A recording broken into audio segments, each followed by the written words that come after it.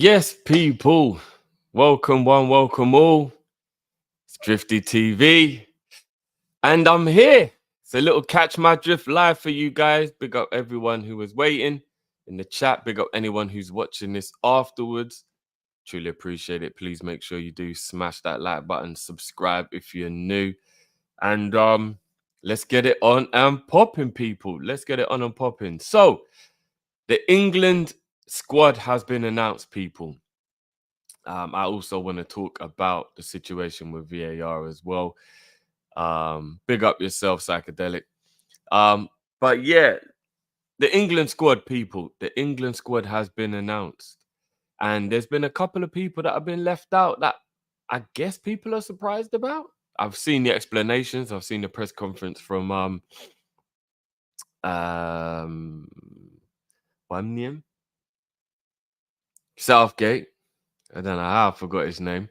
The explanation as to why he's done what he's done. I'm not actually sure how much. I'm not actually sure how much I believe some of the things he said, but let's get into it. So here is the England squad for anybody who hasn't seen it already.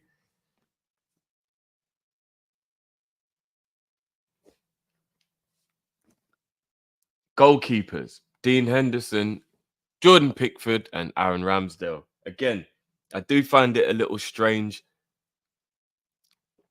that there's players he sent home based on form. But then, for example, Aaron Ramsdale, who's played about 2 games or 3 games in 2014, say 2024, played like 2 or 3 games. How many games has he played? And I get it, there aren't any like, proper standout characters. But if we're going off of like you earning the right to play, how can Trafford not be in the squad over Ramsdale if it's about earning your right to play? Because Trafford has played all season and he's played well, to be fair. So I just find that one a little bit strange. Do you know what I mean? Like, Dean Henderson's played consistently all season. I understand that decision, whether you rate the keeper or not. But Ramsdale's barely. How many games has Ramsdale even played all season? And I'm not even doing this to pick on Ramsdale. I'm just going off of the logic that Southgate used himself. Because remember, he was the one who has said that the reason why people have been left out is based on their form. Let me just have a quick look and see how many games Ramsdale actually played this season. He made 6 appearances in the entire season.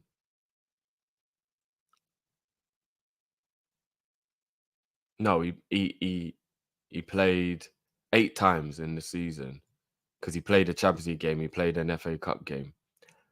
Point remains, he's played 10 games or less. Big up Kev, big up Kingsman, big up John. He's played 10 games or less. And he's in there. I don't know, man.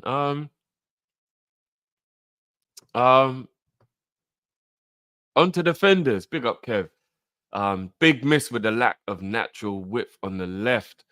Shaw will not be ready. Mitchell should have been selected. Bro, I agree with you, man. Big up Shakur. I agree with you. And the crazy thing about it as well, let me just run through it. So Lewis Dunk, Joe Gomez, Mark Gahey, Ezra Konza, Luke Shaw, John Stones, Kieran Trippier, Carl Walker. Now, straight away, the craziest part to me, people, I don't know if you lot agree with me on this or not, but there is a crazy lack of central defenders in regard that within that, like Gahey, Gomez, Dunk, and Stones and Konza. So that's 5. But let's be honest, we know that Gomez played the majority of the season wide, meaning he's definitely in there to be a fullback, and will most likely, he'll probably go with Trippier. But like, where's the cover? This is the part that I sound crazy. That I find crazy. So to back up Kev on what he's saying, so Luke Shaw could miss 1, 2, or more of the group games at least, right?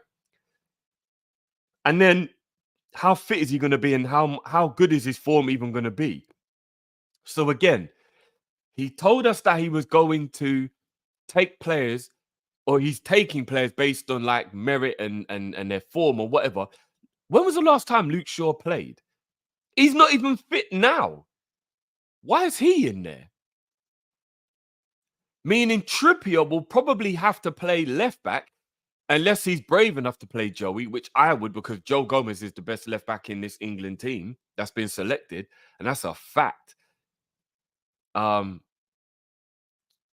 that means that Kieran Trippier and Carl Walker playing means that effectively the only fullback for the right is Gomez.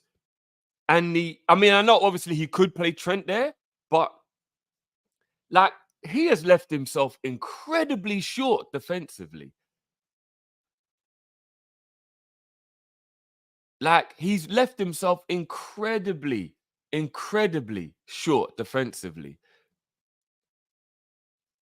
And like what, I don't know. It's mad. Mitchell, 100% Kev. Mitchell should have been at least given the opportunity. As Kay's saying, no Branthwaite, no Tomori. Branthwaite, he's had a brilliant season. I don't know, man. I just find it a bit mad. It's crazy. It's so true, Kev. Like there isn't any. I don't know, man. I don't know. It's crazy. We move on to the midfielders. Trent, which is mad that he's being put in as a midfielder as well. He's not even being qualified as a defender. He's actually being put in as a midfielder. Then you got Gallagher, you got Mainu, you got Rice, and you've got Wharton. Now, I know Bellingham has been put in as one of the forwards. I'm guessing they're doing that based on the fact that he's been playing kind of like that for Real Madrid. So I'm guessing that might be why they've done it in that way. Bellingham should be in the midfield apart from me. I find it weird that England have put this out and they've classified him as one of the forwards. I know he's been playing like this false 10 or whatever for Real Madrid, but like he's a midfielder, and especially for Liverpool. So he should be more in the midfielder bracket for me. But it does seem to me like there's still something missing. It still feels a bit weird. I don't know what you guys think, but it definitely still feels a bit weird here. And then you've got the situation as well, right? Where if we're going based off of like form, I get it. But then this is where I flip it. So people who've missed out are people like Kwanzaa, people like Jones. Now, of course, I'm going to lean towards the Liverpool players first, but I think Kwanzaa deserves to go, especially after the season he's had. And I'm not even being shady in any way when I say this, but I think he's had just as good a season as some of those defenders that have been picked. And I'm not going to name any of them because I don't want to go down that road. But I would say Kwanzaa's had a better season than some of those defenders that have been picked. But then we move into the midfield, right? Now, James Maddison has been in stinky form. And Grealish has been in stinky form, right? Two players who've been left out. But let's deep this for a second, yeah? Where is the player in this lineup from the forwards? So we're going Eze, he's going Eze, Bowen, Foden, Gordon, Palmer, Saka, and then obviously the three strikers. And I'm so happy for Watkins and Tony to both be picked, by the way. Like I'm proper happy for both of them. But other than Foden, I don't know if you lot agree with me. No, and Eze. But still, Eze's still a very direct player. Other than Foden, I want to know who the forward is who will be like, say we're trying to keep possession and we're trying to manage the game. Say we're trying to take the sting out the opposition and you know, who out of those, I mean, and if you lot want to argue with me, that's completely cool. I'm up for discussion here. That's the reason why I want to talk about this. Who is the guy who is press resistant out of these forward players? Honestly, who would you say? Because I know these are brilliant footballers. but they're not press resistant, in my opinion. And I agree that their form has been stinking out the gaff. But for me, Maddison and Grealish are proper ball retention, press resistant midfielders. That if you're trying to keep the ball and you're trying to like stop yourself from losing possession on a regular basis, are those not the type of guys that you kind of need in there? I guess you could say to a degree Palmer is, but I still think Palmer's way more direct. I don't necessarily think he is that like possession based player. He's just a brilliant dribbler and he's a brilliant player.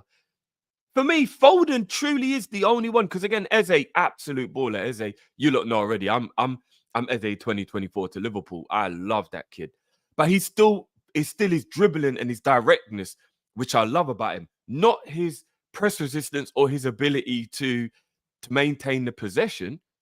It's only Foden, really, if you ask me, which one of those. It's definitely not Gordon. It's definitely not Bowen. It's definitely not Saka.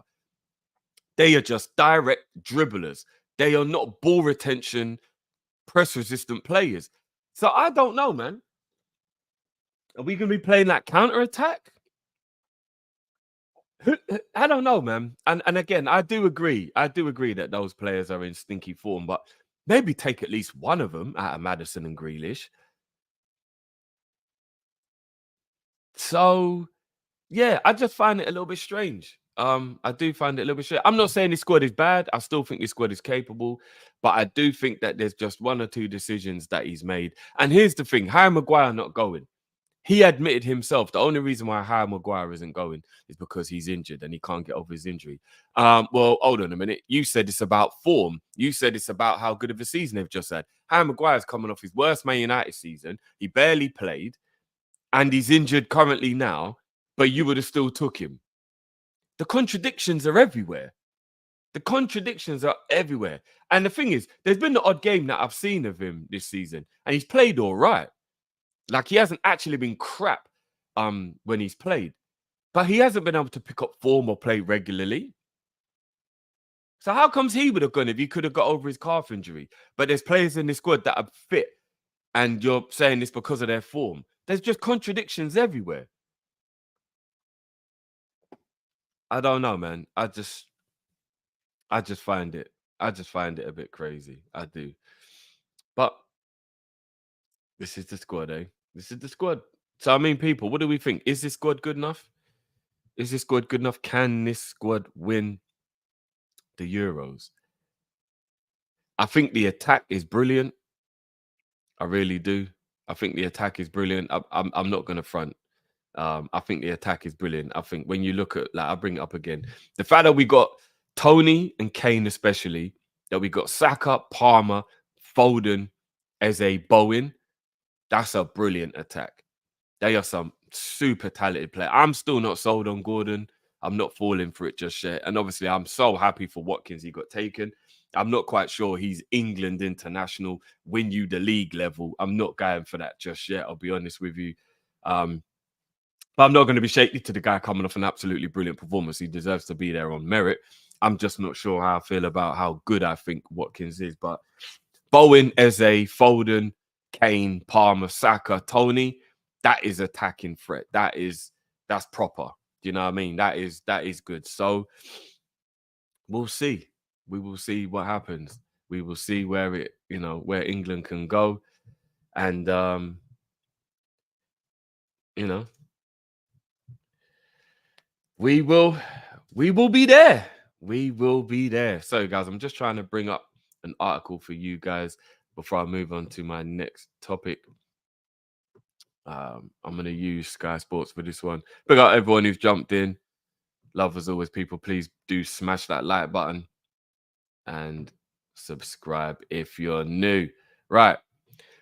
So, on to the next thing I want to talk about, guys. Premier League clubs vote against scrapping VAR despite Wolves calling to abolish the system next season. Premier League clubs are asked to vote on the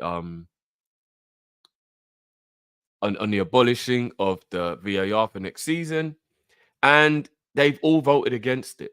They have all voted against it. Wolves are the only team who's wanted it, who wanted to get rid of it. I think it would have been a silly decision to get rid of it personally. I do. Um, Wolves have said here in a statement, while we are disappointed in the outcome of the vote of the future of VAR at today's annual general meeting, we acknowledge and accept the decision made by our fellow clubs, and we are reassured that the Premier League is taking the concerns of the club and the supporters very seriously. Because here's the thing as well, guys, yeah? When you actually think about it, it isn't about, it isn't about VAR. It's not about VAR. It's about the people using VAR. Why do we I've seen like people talking about it. Like they showed on Sky Sports today, Defoe, and Walcott, for example, talking about it. But it isn't VAR. It is the people using VAR. Get rid of them.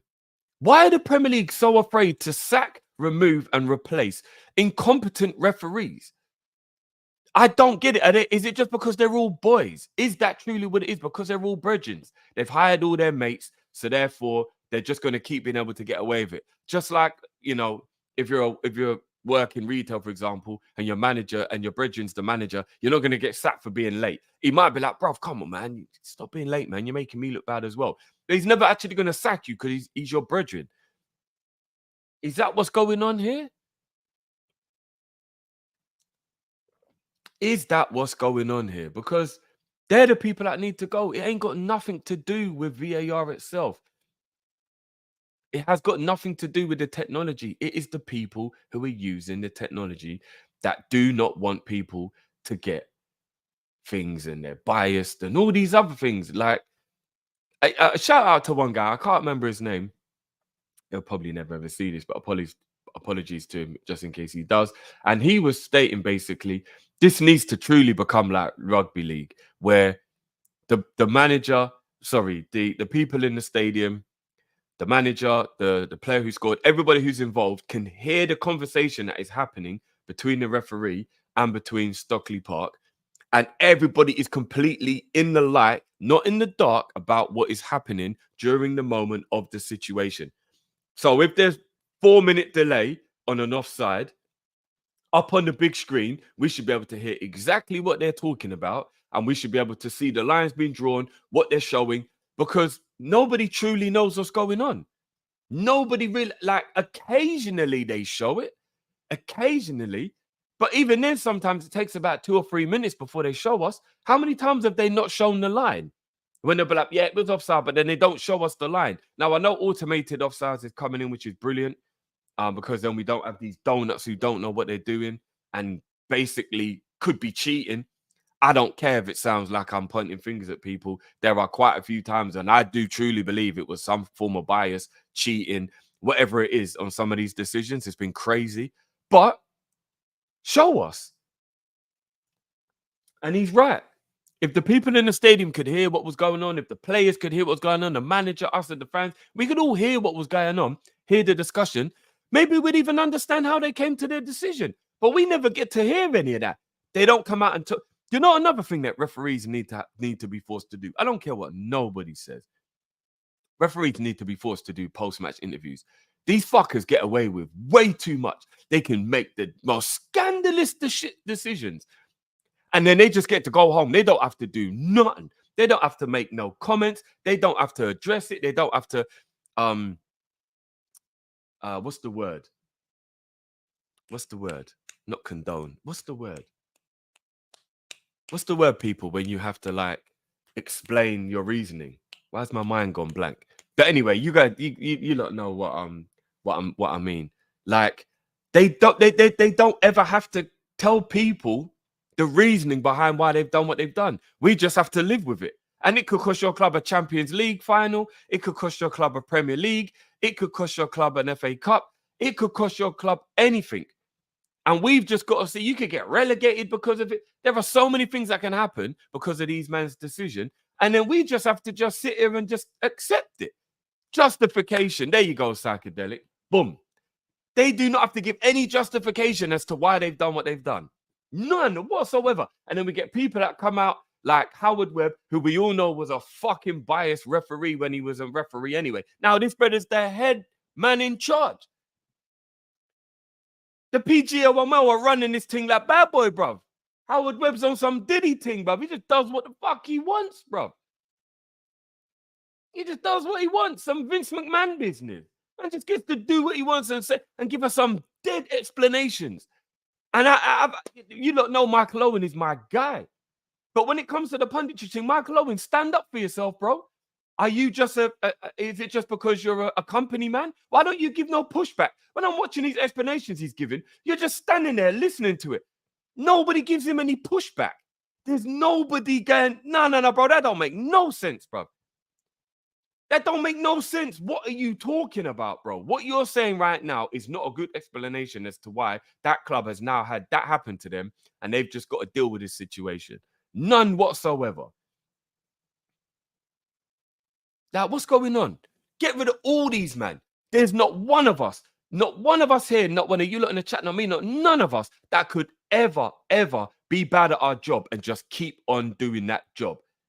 None of us. And do you want to know the crazy thing? When we're bad at our job, for example, I use retail because it's a very easy example. Yeah. And most people have probably done retail in their life. If you do a bad job in retail, the majority of the time, the only people who really suffer is the company that you work for. That's why they'll get rid of you. But in this scenario, the company you work for aren't really suffering. The fucking fans and the football clubs are the people that suffer. If I don't do my job properly in Foot Locker, it's not really customers that are, maybe the customer have to wait a little bit longer if I'm like messing around in the stockroom or something like that. But essentially, they'll get their product. They just might be annoyed how long they've had to wait or they've been in the shop or whatever. But essentially, they'll probably still get their trainers or whatever, with me faffing around or whatnot. If I'm late to work, like they're understaffed for a little while, staff probably still get served. So even though the customers are getting affected a little bit, it's more the company's name, the company's reputation. That's what they care about. That's why you'll be fired, because you're not representing the company properly. That's why they won't put up with no nonsense. How comes the PGMOL, and all these other men don't care about the reputation of themselves? Because they're just all brethren. They're just all there. Is what it is. Who cares? Let's just do our thing. No accountability. No one to hold them. No one to bang them to rights. Nothing. They don't give a shit what we think. They're proving it time and time again. They don't care. They do not care what we think because they will not be held accountable. There'll be no repercussion. There'll be nothing. We watched a man elbow Andrew Robertson in the face, and I think he got like 1 week suspended pay or something like that. Then he was fucking back. If I walk outside my house right now and I elbow someone in the street, I'll go to fucking jail for 5 years for us aggravated assault. If I went outside right now and I walked up to a random person and elbowed them in their face, I would get a fucking 5-year prison sentence for aggravated assault. But yeah, we witnessed on camera my man elbow Robertson in the face. Man got like 1 week suspended and he was fucking back at work next week. What are we talking about? What are we actually talking about? It's a joke. So don't talk to me about VAR. Don't talk to me about VAR. It's about the people. It's about the people, man. It's got nothing to do with the technology. The technology is good. The technology works if it's used correctly. So get people who will use it correctly. It's that simple. It is that simple. But there you have it, people. Big up your damn selves each and every time.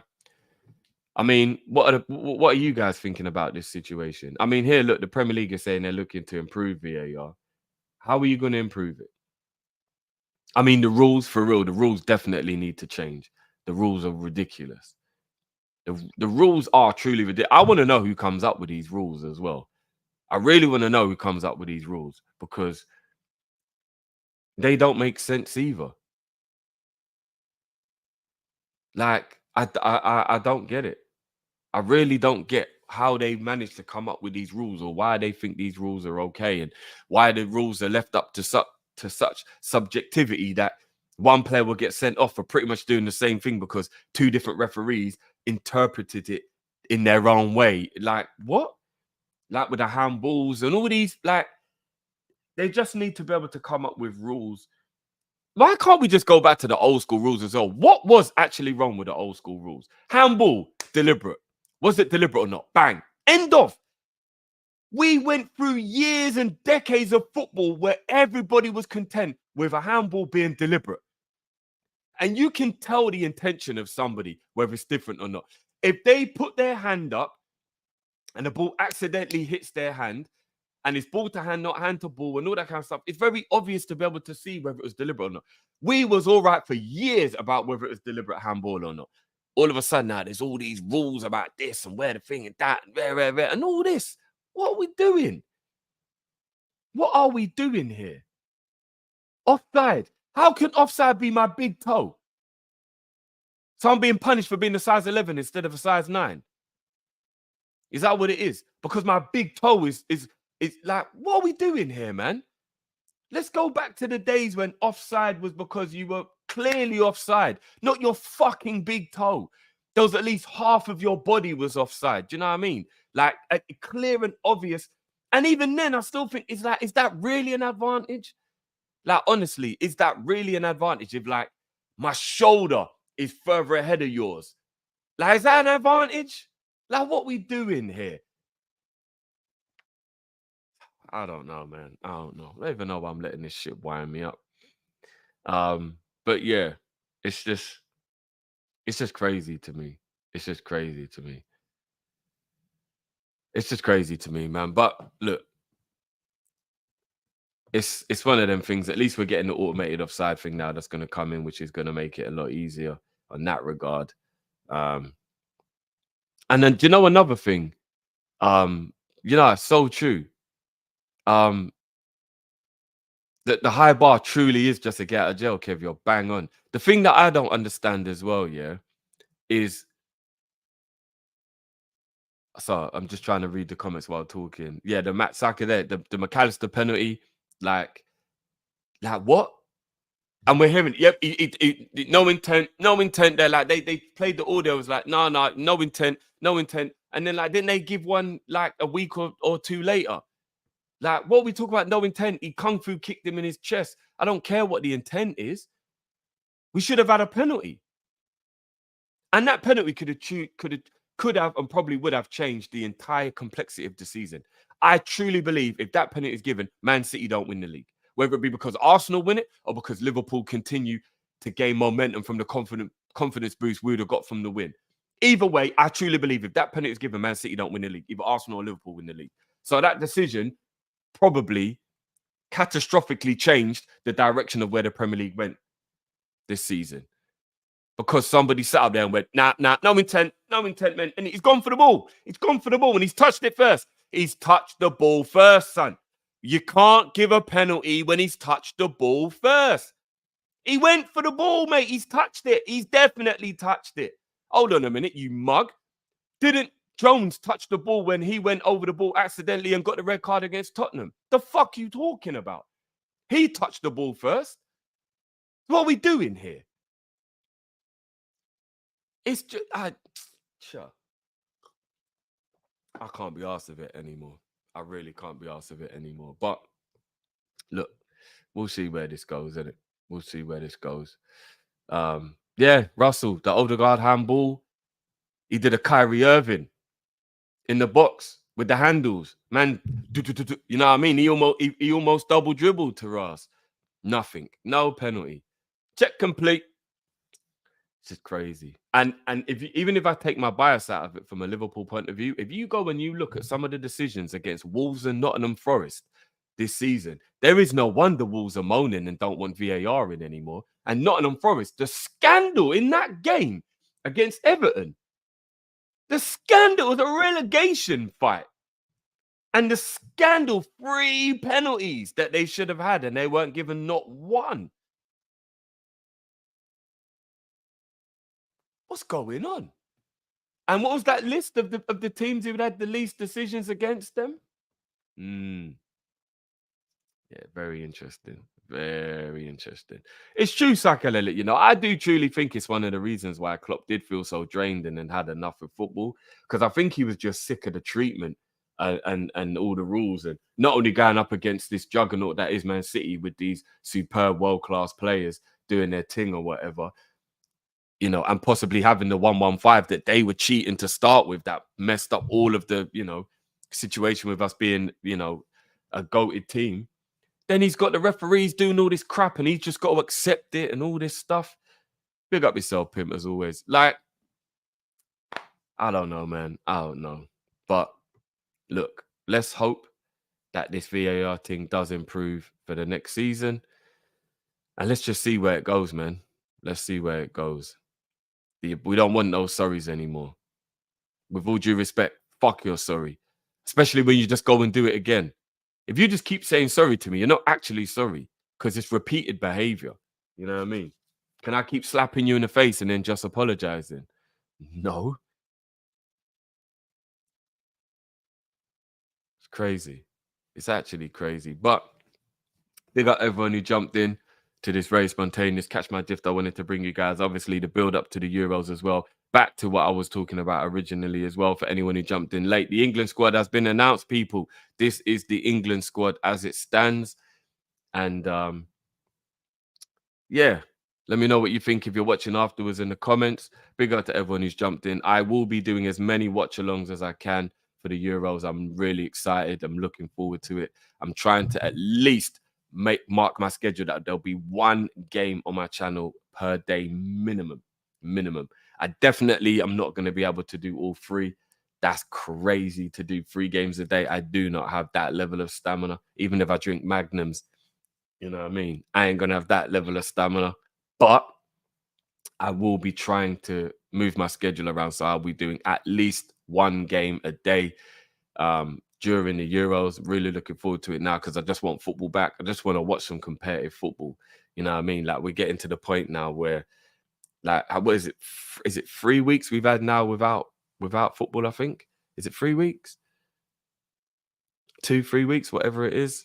I mean, oh, well, I guess the Champions League final was only, what was the Champions League final, a week ago? But Premier League, like, we haven't had for like what, 2 weeks or 3 weeks. So, well, I'm just missing football now. You know what I mean? I just want football back now. I just want to be able to sit down and just enjoy football. So make sure you're here for that one. And yeah, big up everyone who jumped in. Big up to everyone who was watching the draft yesterday as well. We had an absolute blast. I think that video is going to go down in draft history. And big up everyone who took part in that one, who's in the comments and stuff. Yeah, these are the UK times, so I'm not sure what it'll be like around the world. But it will be 2, 5, and 8 in England. So I'm not sure. What I'm probably going to try and do with my schedule, guys, is I'm going to run it that whatever the best game is of that day. So let me give you like an example. Let me see if I can find the Euros 2024 schedule. Let me see if they've here. Yeah, cool. So they've already got it up. Let me zoom in for this. Right. So let me bring this up for you guys. Here is the schedule. So this is just to give you guys an example as to what I mean. So let me move that. So yeah, guys. So can you see that? Yeah, you should be able to. Right. So for example, obviously the Germany game is the first game. That's the opening game. Obviously, as a host, that always happens that the host would just play by themselves. So for example, the following Saturday after the opening ceremony, Hungary, Switzerland is at 2, and then Spain and Croatia is at 5, and then Italy, Albania is at 8. So for example, if I'm running my schedule, I know that you guys will want me to bring you probably the best game. Just using my common sense, you lot can confirm this for me if it's true. You lot will probably want me to bring you the best game. So I would do the Spain-Croatia game at 5. I would run my schedule around that. If there is a possibility I could do either of these 2 games, I would. Or I will, sorry. But I will mark Saturday best I can. That 5 o'clock will be my schedule, and that will be the game. Then, as an example, Sunday, you've got the next 3 games: Poland, Holland, Slovenia, and Denmark, and Serbia, England. I will do my absolute best on that day to bring you Poland, Holland, and Serbia, England. And that's with no disrespect to Denmark or Slovenia, but those 2 are clearly the better. And if I can only do one, it will be the England game. I'll do the 8 o'clock game. Do you get what I mean? So I'm hopefully you guys, get what I mean. Romania and Ukraine, France, Austria, Belgium, Slovakia. That will probably be Romania and Ukraine, or France, Austria. That I will bring you. If I could do both, I'll do both. But probably be Romania. I mean, Romania and Ukraine probably excites me the most out of those 3. But you get the drift. You catch my drift, no pun intended. So that's how I'll be trying to run it, guys. Um, and yeah, that'll be how it is. So I will be bringing you one game a day minimum. Um, but if I can do more, I'll do more. SG, is it coming home? If Mbappe stays fit for the whole tournament, I think France win it. But you never know. There could be like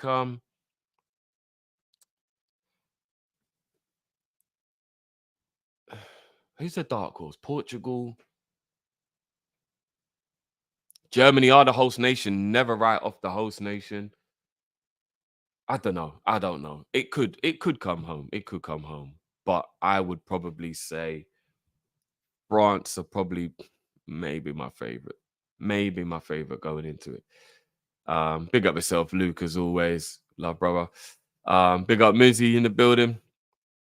Um, Yeah, you know what this is like. Yeah, see, like Mizzy, I feel sad for Mizzy. Like it's gonna be crazy because the way the timings are gonna be, people who are in the other countries probably will prefer to say watch the Copa America because it's probably going to align a lot more with the timings. You know, what I mean, the Euros is going to be really difficult. I remember when the World Cup was it 2002 World Cup was South Korea? Was it 2002? Or 2006. People remind me, which one was Korea? And I remember, especially because I was like obviously a lot younger then as well, like it was crazy trying to watch the games. I think the games were like 1 in the morning, 3 in the morning, something mad like that. Like it was really difficult to watch that World Cup. Big up Sammy, 2002. It was really difficult to watch that World Cup because of like the scheduling and the times. Like, so yeah, um, I sympathize and I definitely understand where people are coming from. And the thing is that Japan and South Korea World Cup was a really good World Cup, but it was so hard to watch some of the games. Some of the games were like, like I said, I'm sure some of the games are like 1 in the morning, 3 in the morning. It was mad. You're looking at it, you're like, boy, I don't know about, and especially because I was a lot younger then, it was almost not even about having permission to stay up that late as well. But like, it is a thing. Like when you're a teenager, you can't be like, yeah, I'm just gonna be up till 3 o'clock in the morning. Like your mum and dad go to your bed. You just got to go to your bed. Like, you know what I mean? You live in their house. You just got to listen to their rules. You know what I'm saying? So, yeah, I remember that World Cup was a madness. But yeah, um, I don't know what's going on with Slot, you know, guys. I really don't. I really don't know what's going on. Ghost, I'm on sabbatical. I'm in autopilot at the moment, brother. I'm on autopilot at the moment. That's why look, it's not really me. This is no beard drift. This isn't even me. This is AI right now. I'm somewhere off in the Bahamas. Um, I fucking wish. But yeah, I don't know. I don't know what's going on with Slot. I really don't. I really want to know why we haven't had anything yet. Is he still on holiday? And if he is, let us know. Let us know, man. Do you know what I mean? Let us know what's going on. Wow, you actually watched every game, bro. You must have been battered by the end of that tournament for real. Doing them mad lates every day. Um, yeah, I just if he's on holiday, no, Sander, don't tell me Nunes scored a hat trick. Hold on. Let me check. Yeah, like why haven't they just told us if he's like still on holiday or whatever? Oh, fuck off. Hold on. Agendas have to run. Pick up yourself, Sander, as well. John, I'm on the grouse tonight, brother.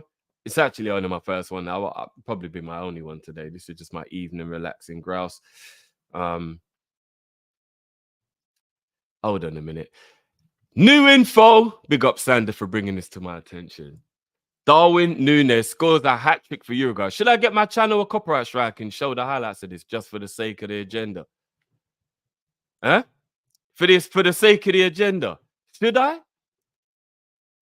Should I?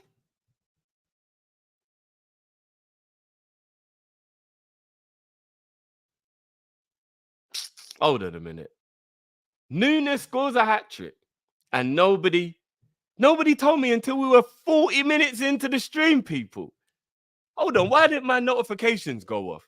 Where was my Nunes army? How comes no one hollered at me and let me know? In fact, to be fair, I got to blame myself. I got to take accountability. How did I not know they were playing, to be fair? I've had some meetings and been busy all day, but yeah.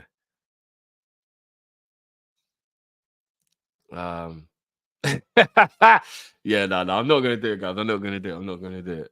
But that's mad. That's mad. Somebody tell me it's a real life a fuckery. Sure. What is going on? What is going on? When the blood clot see up there, so another yard there. Am I gun that?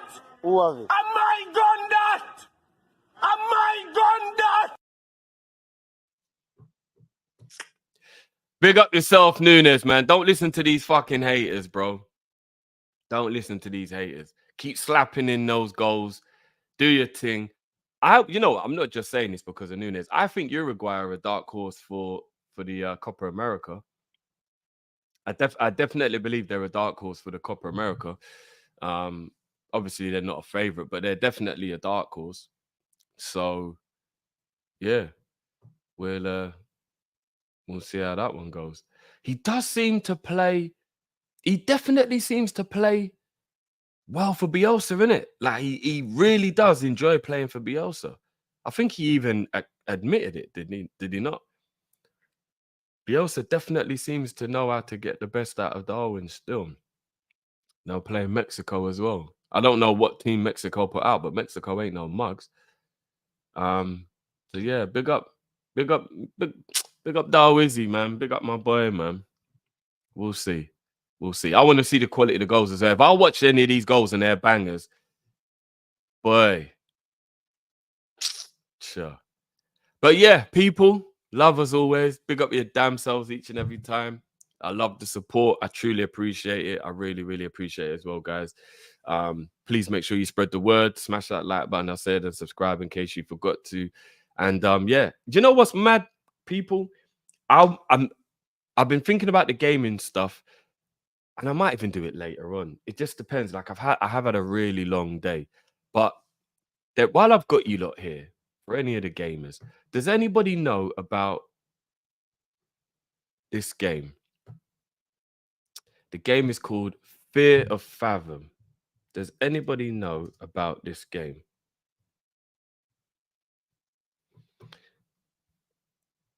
Let me see if I can bring up some images.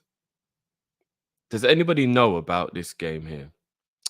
I want to play this game, but the first time I want to play this game, I want it to be with you guys. I want it to be with you guys. It's a horror game. I want to go through it with you. It could test my manhood. You know what I'm saying?